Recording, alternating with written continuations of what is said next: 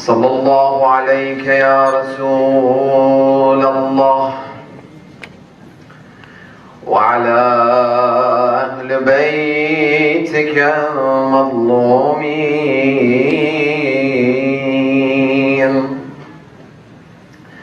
صلى الله عليك يا أبا الحسن يا أمير المؤمنين، يا سيدنا ومولانا،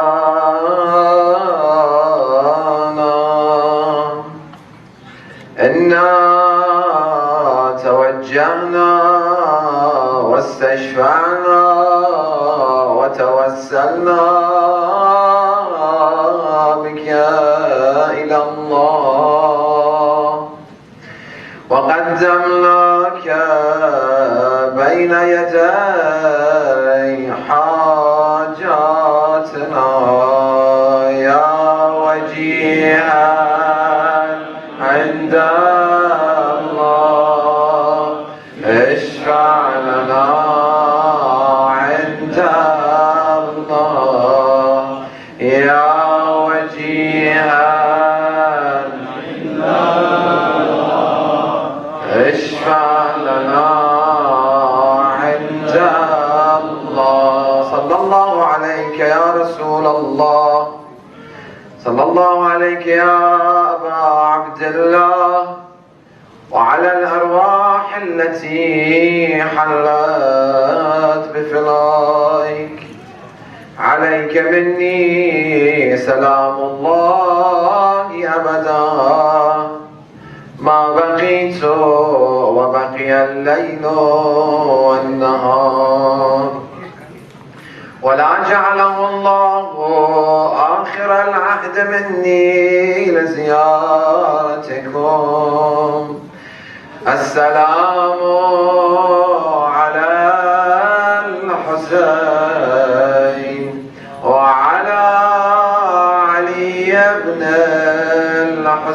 الحسين وعلى أولاد الحسين وعلى أصحاب الحسين جميعا، ورحمة الله وبركاته. صلوات.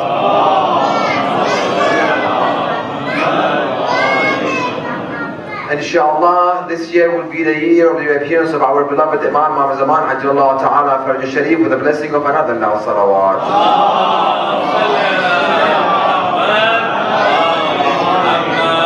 Inshallah, all of us gathering tonight will be amongst his companions and his sincere soldiers with the blessing of another now. Salawat.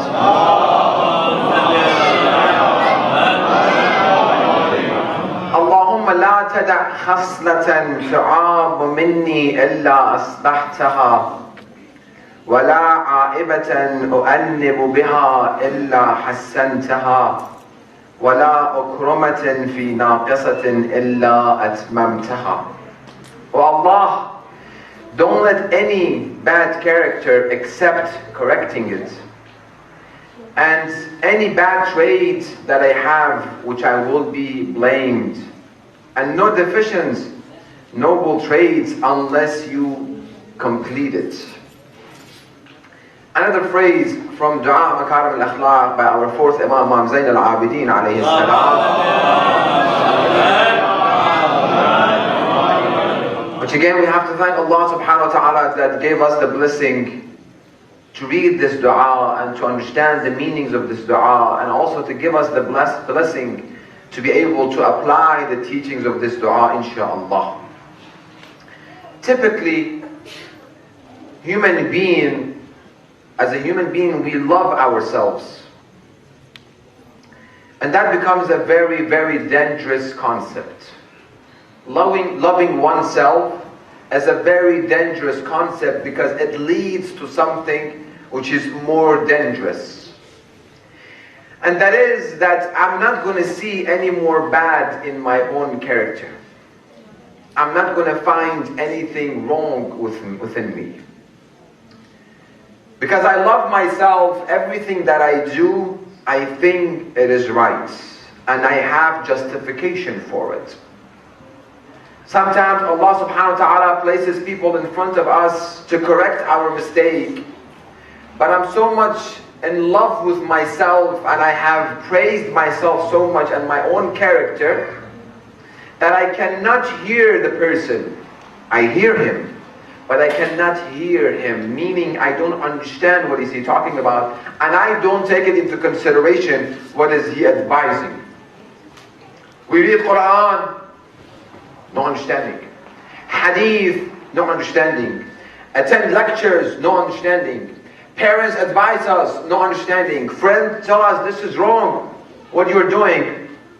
I'm so much in love with myself that I don't see any of my mistakes. And that thing continues and continues and continues, and I become worse every day, every day, every day. For the people that have reached very low level in humanity, from day one they were not that low level. They were no more ordinary person. That they were going with their daily life, but they made a mistake. People reminded them, this is wrong. They did not listen. They thought to themselves, well, this is a reason.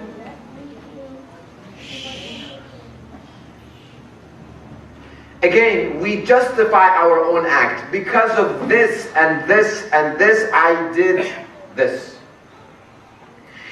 One thing that we have to keep in mind, to be very, very open-minded about criticism. It might be right, or it might be wrong. If I close myself to any criticism, even good criticism comes to me, I'm not going to take it. Because I'm completely thinking to myself that I'm 100% perfect. That I don't have any flaws or shortcomings. That is very, very dangerous. This is what gives us takabbur. This gives us superiority. And that leads us to many, many other sins, which was amongst the first sins, as we mentioned in the previous nights. Shaitan said to Allah subhanahu wa ta'ala, I am superior. That leads. Shaitan did not think of himself superior. He was a sincere servant of Allah subhanahu wa ta'ala for 6,000 years according to Ahadith. But one point, feeling superior, he justified his own act, the act of the disobedience to Allah subhanahu wa ta'ala, he justified it. Allah, I disobey you because I am superior than him, because you created me from fire and fire is higher than clay. We justify.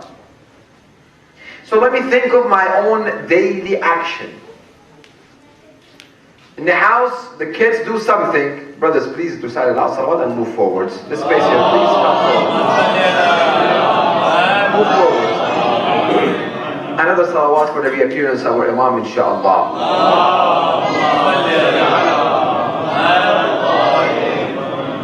I get home, I'm trying to relax, suddenly my kids drop something on the ground, a plate, and breaks.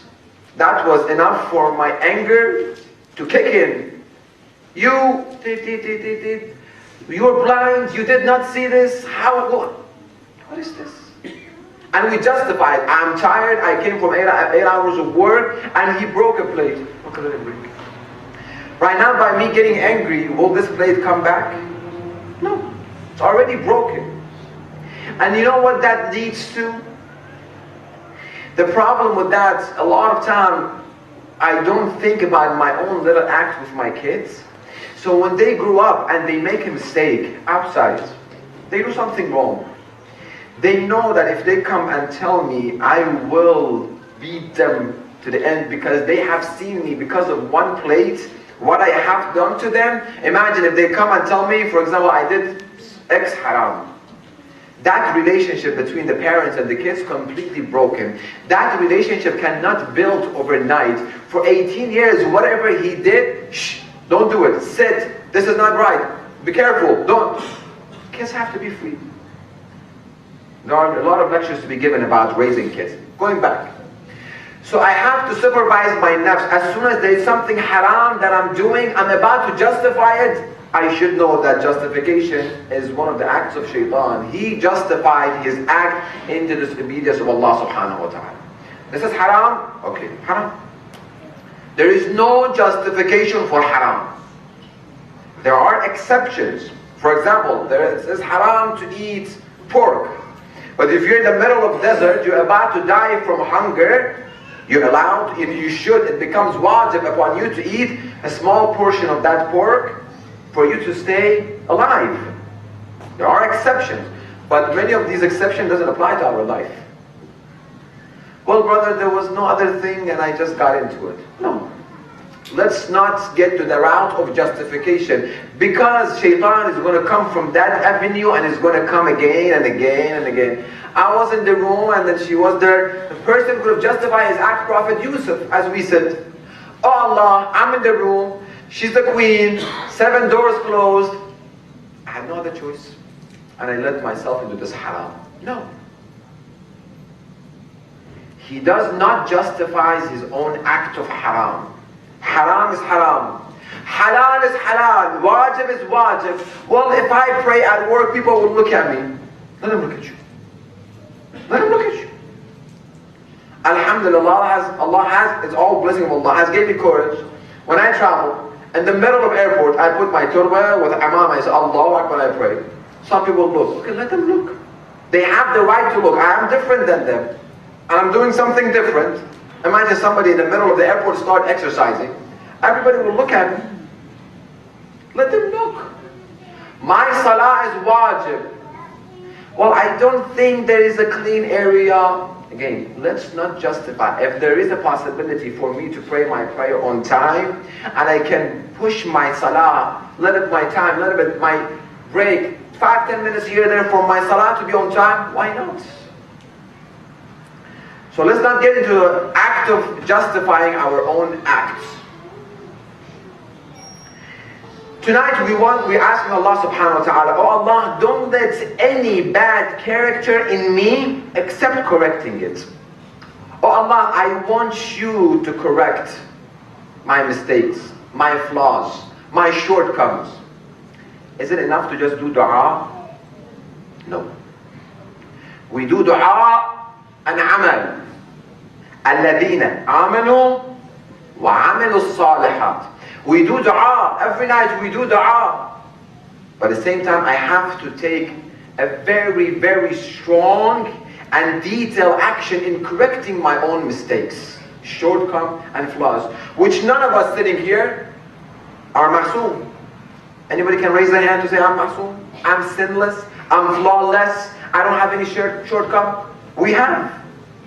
Either the shortcoming is in akhlaq, I have bad temper, I am not positive person, and so on within akhlaq that we're talking. Or the shortcoming is in ahkam, or the shortcoming is in aqidah. Doesn't matter, it's a shortcoming, which I have to start correcting it. Number one, how to correct. There are 4 steps that we need to take. And start correcting our flaws. Our flaws and shortcomings will not correct by itself. If somebody, typically women, they are tired of us men, they say something is broken in the house. We say what? Inshallah tomorrow. Inshallah tomorrow. Can you just fix this? I'll do it, inshallah tomorrow. We just keep pushing it. The more you keep pushing it back, will that thing be fixed? No. You have to take an active role in fixing it. Something that has broken is not going to be fixed by itself. My akhlaq that I have gone this way is not going to come the right path of Ali ibn Abi Talib by itself. I have to shift this from one path to another path. I have to take an active role in fixing my own flaws. Number one, we have to ask Allah subhanahu wa ta'ala. Dua, which Imam teaches us. Oh Allah, you help me. You correct me. Not by me sitting only. No. When we do dua, and we insist on the dua. Oh Allah, please correct my flaws. But I think to myself, I don't think I have any flaws. I don't see. So it's a little bit small things. Inshallah, Allah will forgive. Allah is Arhamur Rahimeen. Because of some small things. It's nothing. But when I sincerely believe that I have flaws, that I have shortcomings, that I have mistakes, when I ask Allah subhanahu wa ta'ala sincerely, Allah sees sincerity in me. Rasulullah Muhammad sallallahu alayhi wa sallam states,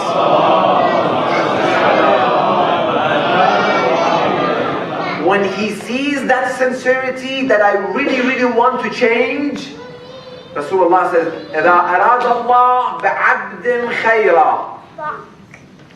If Allah wants good for you, all of us, we want Allah to want good for us. The only one that we want to have good for us and to be benevolent toward us, which that benevolency can do something for us, it's from Allah subhanahu wa ta'ala. People being benevolent to one another, it's good. But the only one that can do something about this benevolency is Allah subhanahu wa ta'ala. إِذَا أَرَادَ اللَّهُ بِعَبْدٍ خَيْرًا. I want to see how much Allah has paid attention to the detail of my life and has not led me to myself. Which Rasulullah, as we said, Rasulullah cried, "Oh Allah, don't leave me to myself, glance of an eye." He says, إِذَا أَرَادَ اللَّهُ بِعَبْدٍ خَيْرًا. Number one, فَقَّهَهُ فِي الدِّينِ. He makes him educated, he makes him aware of his own religion. How much of my religion do I know? The more I know, the more I can be sure that alhamdulillah, Allah has blessing more and more upon me. He's showering me with His blessings on me to be on the path of gaining the knowledge of His religion. Not necessarily you have to be Sheikh or Alim to have the knowledge of Deen. No. Sheikh or scholars, they go and they study so they can start preaching. There are people who have knowledge of Deen and they are not Sheikh, they are not preacher. They know a lot of information about Deen. They know all the ahkam, all the wajibat. They know risala of maraja cover to cover. Their aqidah is firm, their akhlaq is to the best. And they are not sheikh, they are doctor, they are engineer, they are cashier, they are whatever they are. We should not think, okay, only if I become sheikh, then I have to go study deen. No. And that doesn't mean, again, 8 hours of studying deen every day. No. We go work 8 hours, we go to school 8 hours. Let's dedicate half an hour at least every day. Don't do more, please, that's too much. We don't have time for it, it's a waste of time. Not too much, only half an hour, but on a daily basis. If we do it throughout 1 year, 365 half an hour, that becomes a lot of hours and that becomes a lot of knowledge that we have gained. We have to take advantage of 5 minutes, 10 minutes, half an hour. I'm driving, I can just play a lecture while I'm driving and I listen to the lecture. Every day one lecture, every day one lecture. Imagine, 1 week, 7 lectures. 365 lectures of the virtues of Ahlul Bayt, Fadail Ahlul Bayt, Ahkam, Akhlaq. I have, until next year, I have been advanced 365 hours of my life that Allah gave me. I said, Allah, I put it for you. I'm gaining. فَقَّهُ فِي الدِّينِ. So I have to have a plan for me to gain the knowledge of the deen. Number 2. وَزَحَّدَهُ فِي الدُّنْيَا. Allah make him amongst those who are pious. He is God-fearing. We know, some of the people have told me that brother is a very God-fearing. Pious, again, not necessarily you become like a monk or nun. No, that is not piety. In our deen, we cannot become a monk or nun. La rahbaniyata fil Islam. We can't. We have to live our life, go to work, study, get married, have a normal life, but apply religion to that normal life. Zahadahu fi din. Third, which is the top point of tonight's lecture, وَبَصَّرَهُ عُيُوبَهُ or عُيُوبَهُ. Allah makes him aware of his own mistakes. He opens his eyes, Allah opens that person's eyes to his own mistakes. So let me calculate myself. Let me put myself on this scale. How much of my own shortcomings do I know? For example, I'm weak with my eyes. I cannot control my eyes. It's a ayb. It's a flaw. It's a mistake. It's a shortcoming that I cannot control my eyes. When it comes to haram, I cannot close my eyes. It's a weakness. So I have to do something. So when I know this, when I diagnose this problem, they say within medicine, the best doctor is the one who does the best diagnosing of the problem. Doctor say, well, I don't know. If you go to doctor, you say, I have, for example, this problem, back problem. I have a chiropractor. I go to him. He touches my back and he says, okay, this one, I don't have to tell him which one hurts. He touches it like this. He touches it like this one hurts you. This one hurts you. This one hurts you. He knows where it needs to be fixed. You bring a plumber, you bring a contractor, you need to fix the house. They have to first find out what is the problem, that the roof is leaking, why it's leaking. The AC is not working, why is it not working? So you know it's not working. Why is it not working right now? Let's fix this problem. If I don't know what are my flaws, I won't be able to fix them. If I have not paid attention to my own shortcomings, I don't know what to fix. So I have to know it. That becomes action plan. When I go home tonight, if I stay up until suhoor, which has a lot of thawab, staying awake as much as you can during the nights of Ramadan, not only Layali al-Qadr, all the nights of Ramadan, as much as you can stay awake until morning, this is amongst the best deed for insan, for human being to sit and start calculating himself. My eyes, no, alhamdulillah, I'm good with my eyes. But my ears, I have so much difficulty. Even though my marja, my scholar has said music is haram, but it's so difficult for me to let go of music. It is so hard. Well, I have to work on my ears. My ears, alhamdulillah, is good. My tongue, when I sit, the gossiping is something that comes right away. She did this, and she was like this, and then he was like this, and then she was like this, and then he was like this. Oh my God, have you said? And then on and on and on. It's not my tongue, it's my hand. It's not my hand, it's my stomach, it's my leg. What is it that I have a flaw? It's my temper that I need to work on. This needs a very, very, very strong commitments that I really want to find out what is within me that is preventing from me to see my Imam. There is something that I'm doing that is preventing me from seeing the Imam, because Imam sees me. Many ahadith they say, and many manhaj believe in that when Imam reappears, many people will say, oh, I did see him, but I didn't know that there was Imam. There is something missing. I was not able to get that connection with him. Why? Because of some flaws. Because of such shortcomings. You have electricity, you have a light here, and you have a switch. You try to turn it on, it doesn't turn on. What is the problem? You go and you see the wire. Oh, there's a problem with this wire here. Okay, it needs to be fixed. It was cut, I have to fix it. So number one, I have to find out what are the flaws within me that I need to fix, and the month of Ramadan is the time for finding that. Why? Because we said our previous nights, we are more religious, we feel more close to Allah subhanahu wa ta'ala, we're reading more verses of Quran, we are reading du'as, we're asking, we're shedding tears, we're doing what Allah subhanahu wa ta'ala said, and Allah subhanahu wa ta'ala's doors of mercy is wider open for us. First ask Allah subhanahu wa ta'ala and find your own, oh Allah, show me my own flaws, show me my own shortcomings. And let me not be in love with myself and justify my own acts. Number two, second step that we need to do. Start paying attention to the life of the righteous people, believers. See how righteous people lived their life. Maraji', companions of Ahlul Bayt alayhim salam, how they lived their life. We have to read.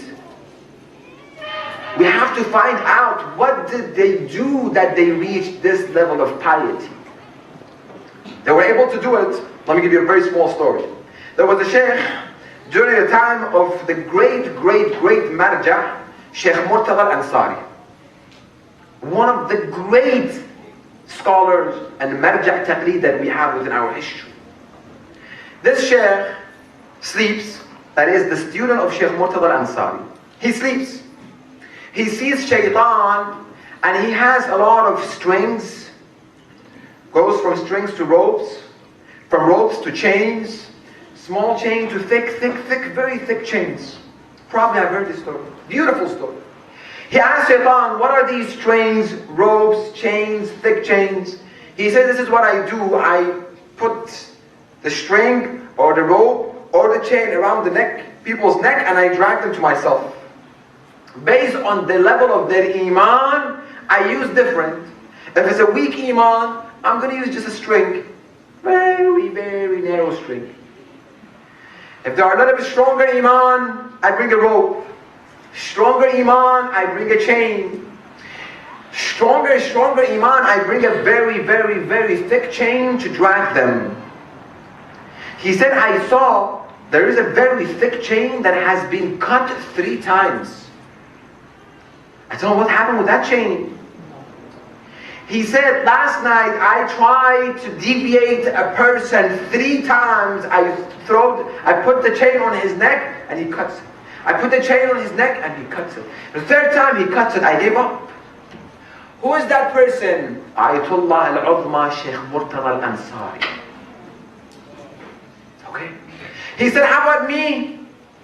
He thought that himself, again, superior. He think for himself he's going to use thick chain. He said, for you, I don't use anything. I don't use string. I just tell you come and you just come. You don't use string. Why should I put a lot of efforts? I have to buy these strings and chains. It's going to cost me. I just tell you come and you come. He wakes up and he goes to Sheikh Mustafa Akhound and tells him, Sayyid Shaykhana, this is the story. What happened? He said, Allah knows the best. Last night, my wife was about to deliver a baby. I was about to bring a nurse. I did not have money to go and bring a nurse. And she's going through the pain of delivery. I thought to myself, an idea came to my mind. Sheikh, Baytul Mal, treasury of Muslims is there. Homs is all there. You can take qard, a loan. Take tomorrow, find from some place and replace the money. I went toward getting the money. I thought to myself, well, maybe I die. I'll take the money, I bring the nurse and I die. Nobody knows about it. I left it. I came back, then I heard my wife screaming. I went toward again. Then I thought people have trusted me with this money. I cannot take 3 times. And I just said, forget about it. I'm not going to take it because people's money, I cannot touch the people's money. And my wife delivered it and alhamdulillah, it went good. This is how they lived. So I have to read righteous people's history and life, and they are amongst us.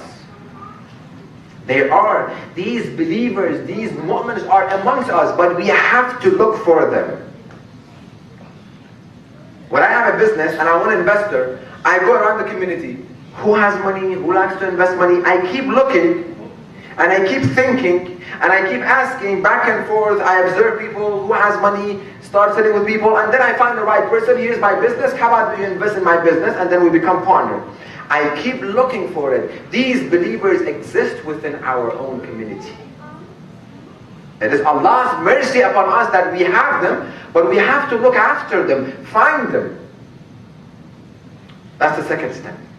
Third, we have to become a mirror for one another.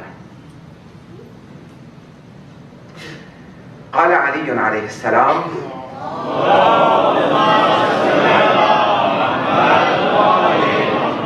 المؤمن مرآة المؤمن. A believer to another believer, he is like a mirror to another believer. I have to become mirror for you, you become mirror for me. What is the benefit of mirror? Why we go and stand in front of a mirror? Why? We want to fix our hair.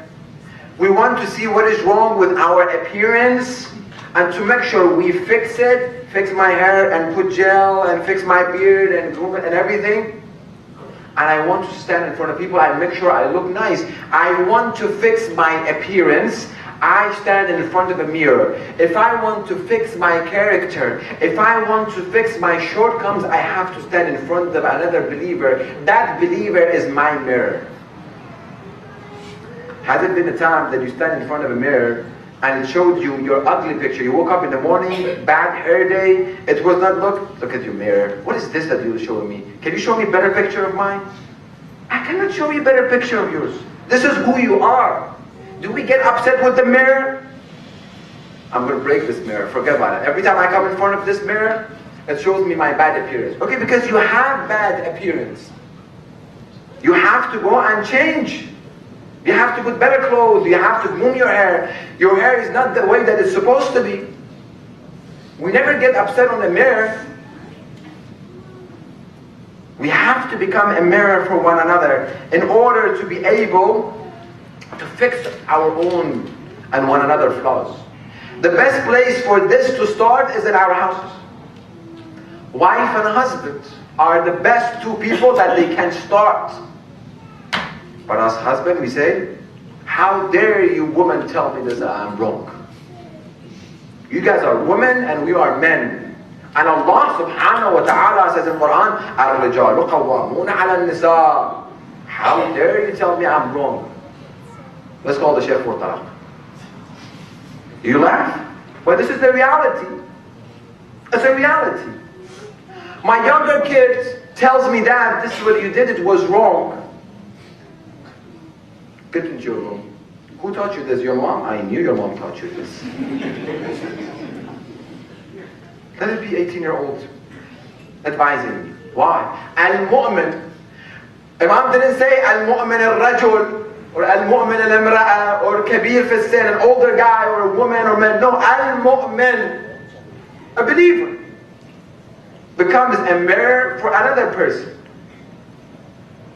But I have closed myself so much and I have a very, very thick guard that people dare coming next to me and telling me, Sheikh, you were wrong. How dare you tell Sheikh that he was wrong?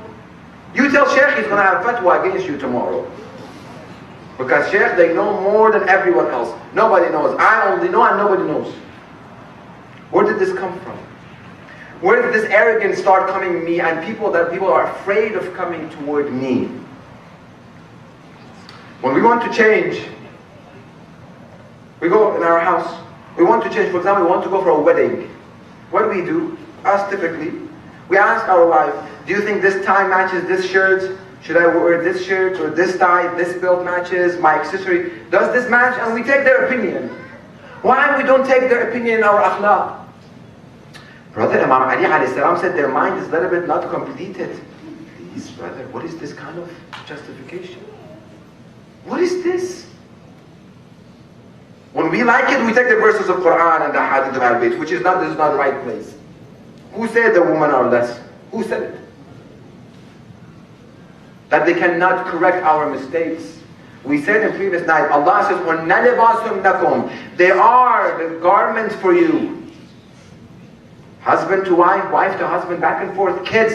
Within our own household, we have to plant this idea that respectfully, we will criticize one another. Father, this is what you said, I think it was wrong. You as a son, respectfully, I think this is the way that it's supposed to do. When we sat with that person, the way you talked and your tone was disrespectfully. You should not talk this way. Dad, your friend called you and you did not feel like it and you told me, tell him he's not home. That is a lie, Father. You should not lie.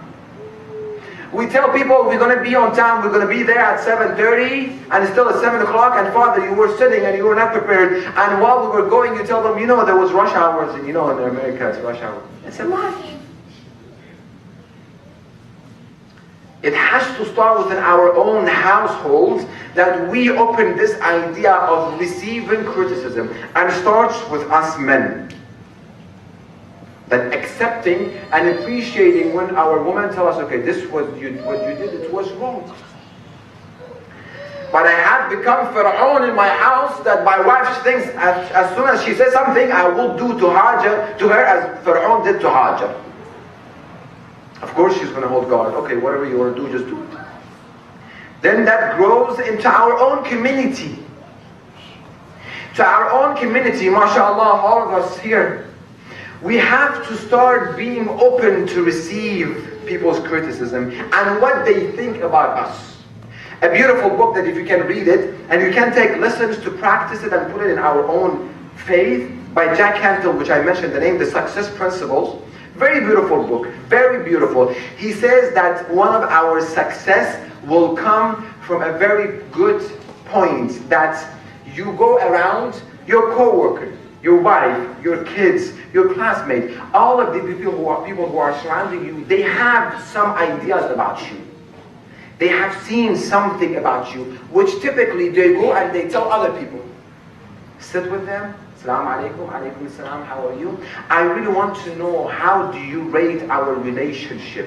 What do you think of me? How was I good to you? Is there any flaws that you have seen within me that I have to correct? Because I'm in the box. I cannot come out of the box. Can you tell me what are my flaws and shortcomings and mistakes so I can, because you see me. We do observe other people, but it's hard for us to observe ourselves. Let us ask people. He said, go to people for very small detail. Wife, what do you think of me and my time and my relationship with you? When I do nikah, I tell them two advices. Everywhere that I do nikah, I tell them I need 5 minutes of your time.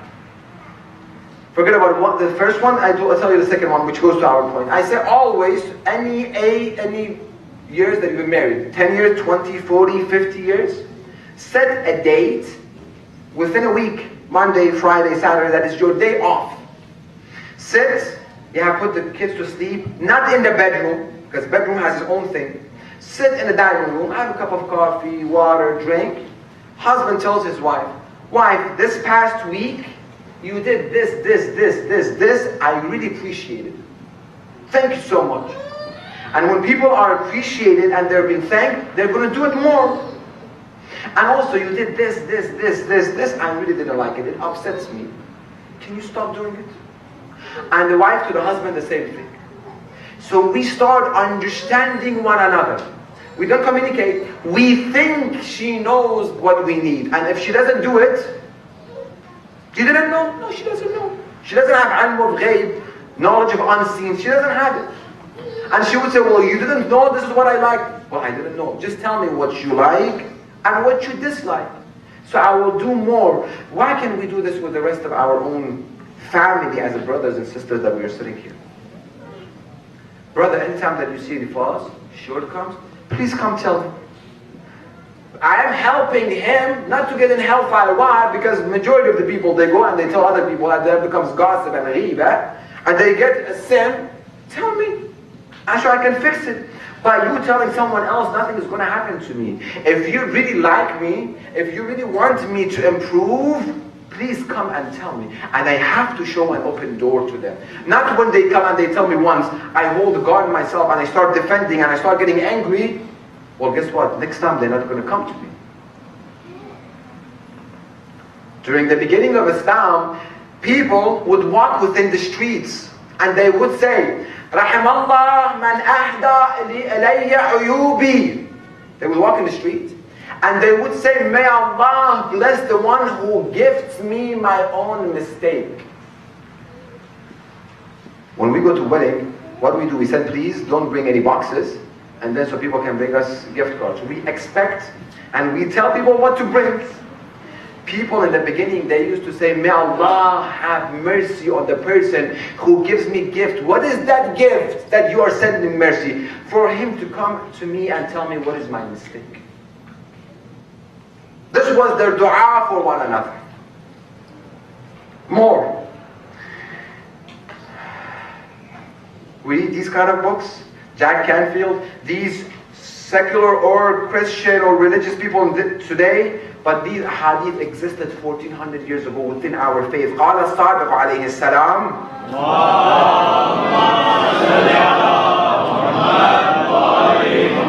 أحب إخواني إلي. The best friends that I really love, the most loved friend amongst my friends. Who are your most loved friend amongst your friends right now? Think about it. Who are the people that you like to associate with? That, for example, they might be the younger generation, very young, like age 6, 7, 8, the one that has PS4, the one that has hoverboard, the one that is... This is what we like to associate with. They become our best friend. The one that his father buys him everything, he becomes our best friend. And we want to go to their house every day. Where should we go? To Hassan's house. Why? Because his father just bought him a new game. Uncharted 4, father bought him, let's go and play it. I don't have it. Next day, where should we go? Hassan's house. Why? Because his father bought him hover. Next day, again, that is the most loved one to us. The older one, same thing. Within the woman, the one that benefit us. Men, the one that also benefit us. That we can chit chat and start having a business or doing something. Or being with them, say that people say, wow, he is associating with this person. He is friend of this person. That gives us pride. Imam says, in our criteria, the most loved one is the one أحب إخواني إلي من أهدى عيوبي إلي. The one who gives me gift. What is that gift? Who tells me what are my mistakes. Imam al-Sadiq is telling us that the most loved one to me, they don't exaggerate. They don't exaggerate.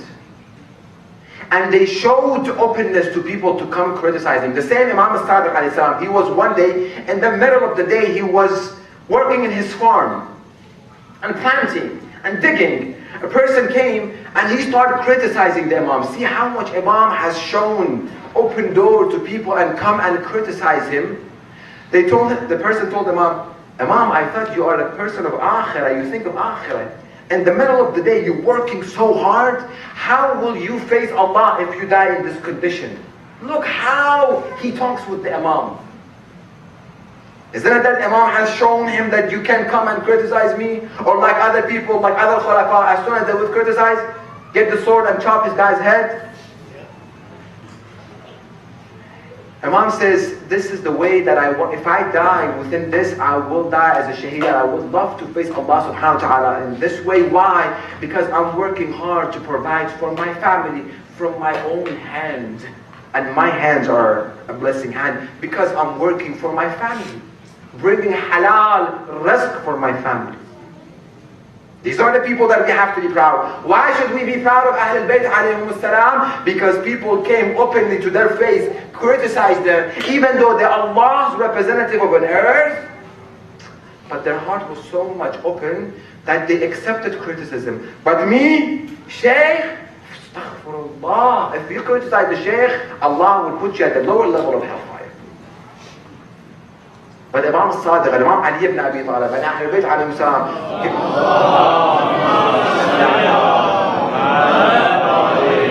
they opened their heart to receive people's criticism.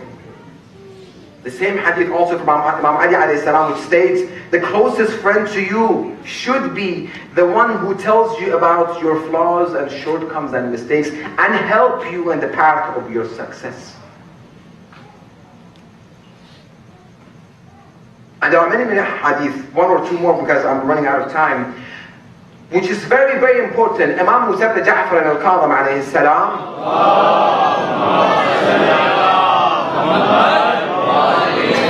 Very beautiful hadith. Very, very interesting hadith. But we just have time to elaborate and talk on one point. He says to divide your daily time, your hours into 4 sections. Not necessarily like 24 divided by 4, no. But make sure you have a segment for every of these categories. Number one segment to worship Allah subhanahu wa ta'ala. Another is for you to earn halal income and halal rizq. And third, halal entertainment for those people who say if you want to be religious, you should put completely entertainment away. Halal entertainment. And the fourth said, Imam says, وَسَاعَةً لِمُعَاشِرَةِ الْإِخْوَانِ وَالثِّقَاتِ الَّذِي يُعَرِّفُونَكُمْ عُيُوبُكُمْ.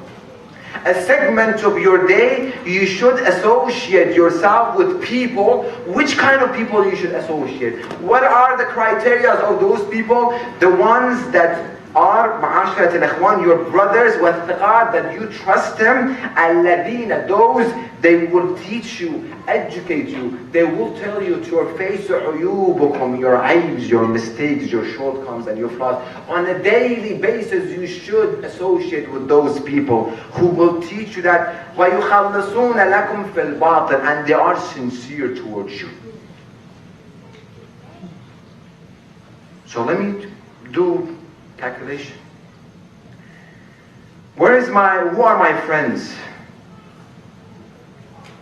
Are they the one that they feel open to come and criticize me?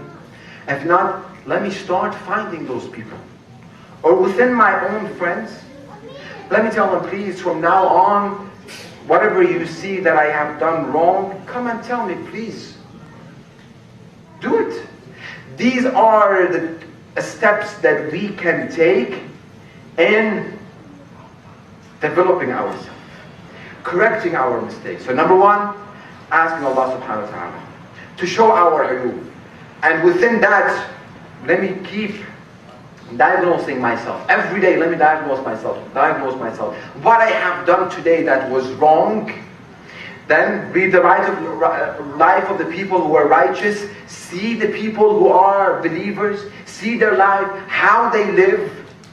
And then be for the people and let them be for you as a mirror. And also look at the life of immoral people who had bad akhlaq. They ask, we have a saying in Farsi, it's a poetry that says, Adab as ka mukhti gof as bi adaban. They asked him, where did you learn your akhlaq? He said, I learned it from immoral people. Everything that they did, which was wrong, I did the opposite. This is where I learned my akhlaq. They are immoral, I do the opposite. They lie, I tell the truth. They don't fulfill the promise, I fulfill the promise. This is where I find, oh Allah, bless me. Don't let any mistake, any shortcomings, any bad character except correcting it. And no sins that you know that I will get people's blame. My time is finished. That I think people would blame me, please also fix them. And also if I have a good character but it's not complete, oh Allah, I have a good trait, it's not complete, you complete it for me. I say this story and we're done. Abdullah Ja'far, he was known for his generosity. It's a good trait to have, a good akhlaq to have, a good habit to have. People start criticizing him that your akhlaq is not right by you giving a lot. You should control a little bit. You're giving so much. He started having doubt. And unfortunately, we have some people, none of us here, alhamdulillah, we know some people. And hopefully, I'm not amongst those people. Somebody wants to do good, they tell him, no, don't. I mean, you don't have to. They discourage good and encourage evil. One day he went to a farm, a garden. He was about to rest. He saw a slave. Slave came and he opened his bag. He had 3 loaves of bread. As soon as he was about to eat, a very, very hungry dog came and barked that I need food. He threw him the first loaf. Dog ate it. Needed more. Gave him the second. Ate it. Third one, ate it. Abdullah Ja'far asked him, do you have more food? He said, no, my master only gives me 3 loaves of bread. He said, then how comes you gave all of your breads to him and you don't have? He said, I felt bad for the dog. I can't survive. I know this dog is not from our neighbor. I know my own neighborhood. It has come from far distance and it's very, very hungry. I gave him. I can wait hungry for another day. Tomorrow, when I get my loaves of bread, I'll eat. Abdullah Ja'far thought to himself, he had good akhlaq, but we asked Allah subhanahu wa ta'ala to increase that good akhlaq. He said, this is what is right. He said, who's your master? He said, Fulan. He said, go tell him I want to buy the whole farm and I want to buy you from him. See how much you bid. He said, X amount of dirham or dinar. He said, okay, I'll give it to him. He bought the farm and he bought the slave. He said to the slave, this farm is you and you are free for the sake of Allah subhanahu wa ta'ala. 3 loaves of bread, see what reward we get. The farm, he had only 3 loaves of bread. By giving 3 loaves of bread, he gets what? The whole farm, and he gets to be freed. The slave told Abdullah Ja'far, since you did this, I'm going to dedicate the whole farm for the needy people, so let them come and eat. And guess what? Allah will give him more and more and more. He had akhlaq of giving. Let's have love salawat.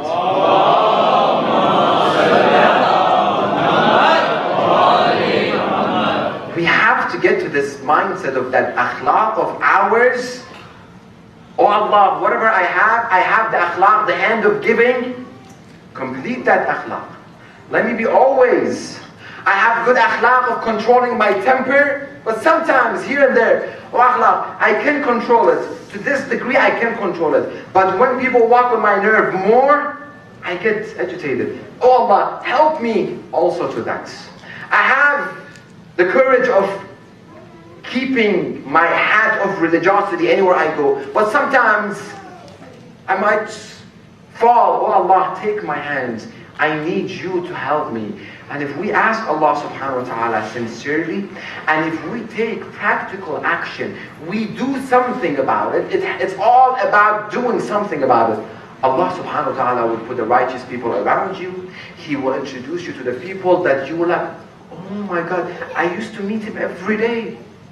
He started coming to me and tell me my ayub. Thank Allah subhanahu wa ta'ala that He placed that person in front of me for me to gain my ayub. These are the path that we have to walk on.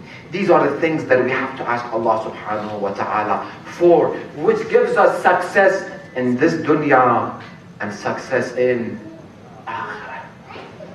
And we have the teachings.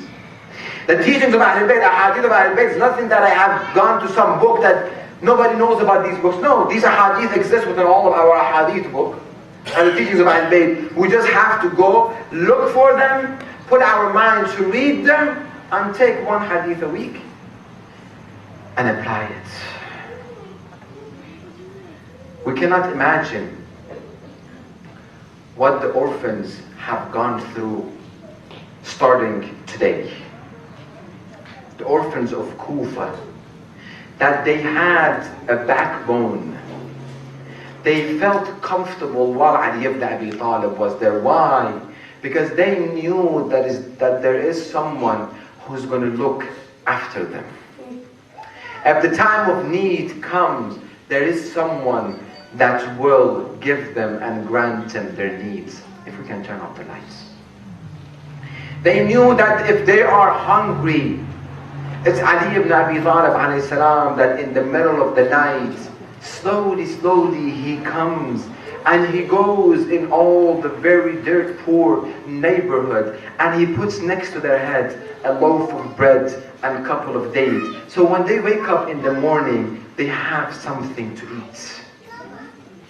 Imagine if you had that individual, that merciful individual that you were always relying upon him.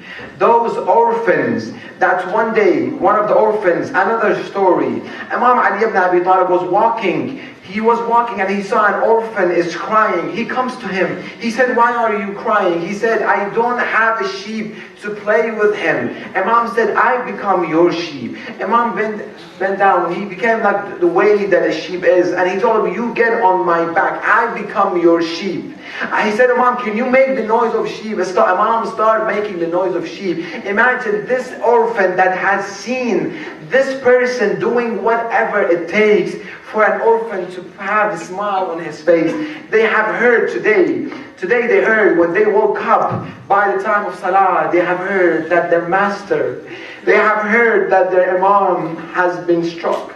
They have heard that there is no one else is there to come and take care of them. They have heard that their master, Imam Ali alayhi salam, he's no longer will be there to provide for them. They made the announcement, the doctor said that for the poison that has gone through the body of Ali ibn Abi Talib, milk is very good. The news spread around in Kufa. All the orphans came and they went around, Our master, the one that has always been for us, he's in need of some milk. They went all around. Everybody started having a bowl of milk. They came. They stood by the door of Ali ibn Abi Talib, Imam Hassan alayhi salam and Imam Hussein. They came out of the door. They saw these orphans. everyone, they're begging one another. Let my bowl be the one that Imam is going to drink. I have to pay this Imam back. He has done so much for me. One after one. Let them take my bowl. But it was very late. The poison has overtaken the body of our master, Ya Mu'mineen. Imam Ali alayhi salam, he started losing his energy. Imam Hassan and Imam Hussein came out and they told the orphans, there is no more hope. Our father is going through the last minutes and hours of his life. They all start crying. And Imam Ali alayhi salam started telling his own orphans, Sayyidina Zainab, Umm Kulthum, Imam Ali, Imam Hassan, Imam Hussein, to come and be with him. And he started advising them. He told Abu Fadl al-Abbas, you come here. Here's the hand of Lady Zainab in your hand. I want you to make sure you protect Zainab. It will come a day that Zainab will be completely alone. I want you to be there for her. Oh Ali ibn Abi Talib, you should have come and see on the afternoon of Ashra al-Muharram when Lady Zainab, she did not have anybody to help her and get her on her ride. ألا لعنة الله على القوم الظالمين وسيعلم الذين ظلموا أي منقلب ينقلبون والعاقبة للمتقين.